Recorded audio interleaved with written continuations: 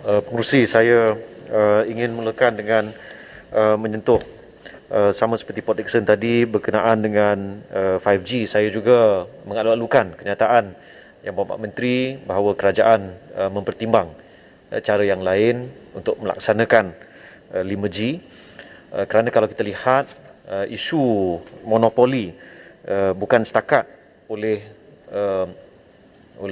syarikat DNB, tapi persoalan yang dibangkitkan Timbalan Menteri Komunikasi sendiri tentang kewajaran spektrum itu diberi kepada DNB dan bukannya kepada SKMM. Maka saya pohon penjelasan daripada Yang Berhormat Menteri, adakah boleh diambil semula dan diserahkan kepada SKMM, dan seperti Yang Berhormat Menteri sendiri sebut sewaktu pembahasan di peringkat dasar tentang bagaimana kerajaan boleh menerima jumlah antara 5 bilion ke 15 bilion dari jualan terus spektrum tersebut. Jadi ini akan mendatangkan satu keuntungan kepada kerajaan dan juga rakyat Malaysia secara terus berbanding dengan DNB yang pada waktu ini kita cuma tahu dia ada hutang. Dia belum lagi ada income.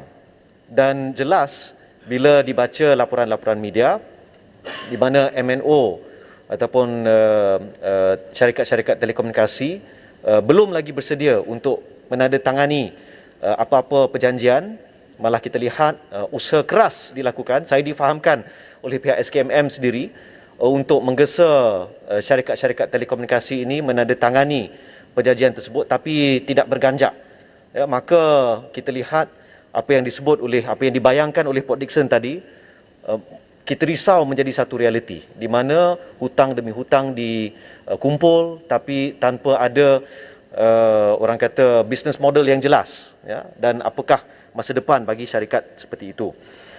Dan saya dalam keadaan kita melalui pilihan raya umum DUN Sarawak juga ingin menyentuh tentang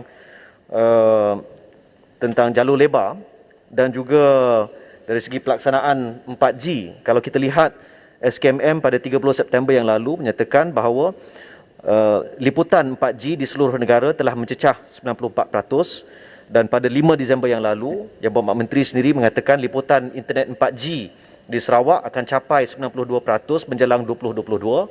Tapi SOP daripada yang kita baca daripada SPR sendiri menyatakan bahawa 78% daripada DUN di Sarawak mempunyai kadar liputan 4G yang rendah, 78%. Bermaksud 64 dari 82 DUN di Sarawak mempunyai liputan 4G yang rendah. Memang jelas ini yang berlaku.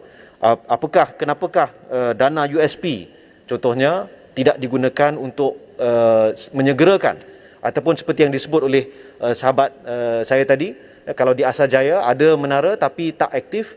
Jadi apakah sebenarnya masalah yang berlaku?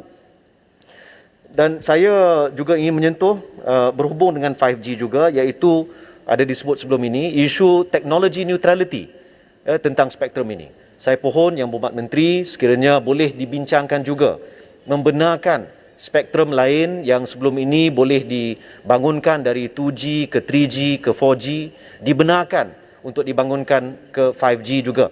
Ya, sekiranya boleh dipertimbangkan. Ini penting kerana dia seperti kita ada sebidang tanah, dan tanah itu kita boleh bina apa sahaja tapi tak boleh bina rumah. Contoh, walaupun memang sesuai untuk dijadikan rumah.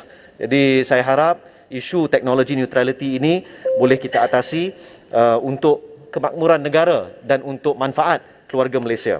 Akhir sekali saya ingin bertanya kepada Yang Berhormat Menteri tentang 01600 Cyber Security Malaysia dan juga 030400 Perlindungan Data Pribadi JPDP. Sebelum ni kita dengar bagaimana ada beberapa kes high profile, dikatakan kecurian data ataupun data leak yang berlaku. Adakah Yang Berhormat Menteri boleh memberi penjelasan apakah status siasatan ataupun kajian ataupun dapatan daripada Cyber Security Malaysia tentang tahap kebocoran maklumat yang berlaku, terutama melibatkan agensi-agensi kerajaan. Kerana kita risau sebelum ni kita mendengar bagaimana data daripada CITOS, kalau tak silap saya, terpaksa dihalang untuk seketika waktu untuk mengelakkan data daripada dicerobohi. Jadi saya pohon jawapan daripada Yang Berhormat Menteri. Terima kasih.